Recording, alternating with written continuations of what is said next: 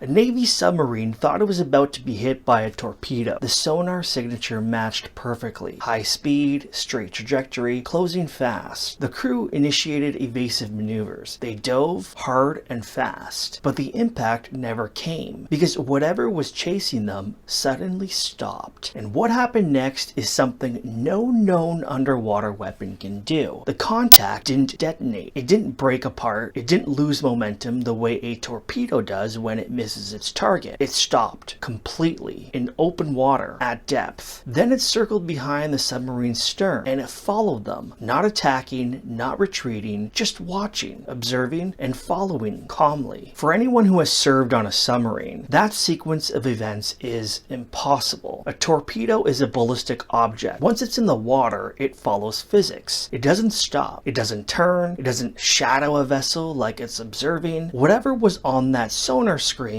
wasn't following the rules of physics that we currently understand today. Now here's what makes this more than just one account. The sonar signature that triggered the evasive maneuver, high closing rate, constant bearing, decreasing range, is textbook material. That's exactly what a torpedo looks like on sonar. The crew didn't panic. They responded by the book because every indicator said incoming weapon, except it wasn't. And this wasn't an isolated incident. When you start talking to Navy sonar technicians, the people who spend their careers listening to what's in the ocean, a pattern starts to emerge. Contacts that appear and disappear. Objects that change speed and direction in ways that defy hydrodynamics and physics. Things that show up on sonar screens and don't match anything in the classification library. Not once, not twice, often enough that there's a name for them inside the Navy. Range Fowlers. That's the term used when an unidentified contact interferes with the Navy training exercise or operational area. And according to retired Rear Admiral Tim Gallaudet, former Oceanographer of the Navy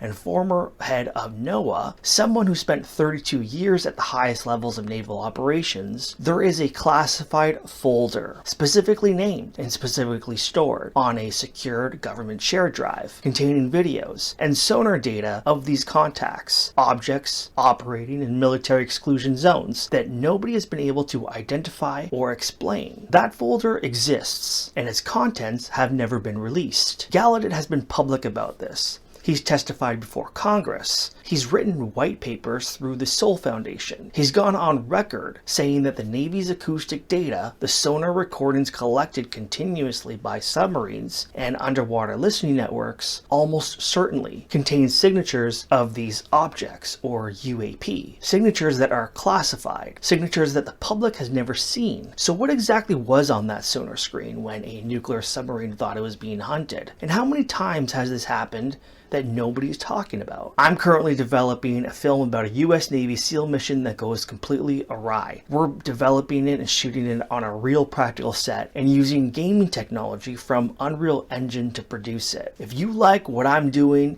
hit that subscribe button and like this video.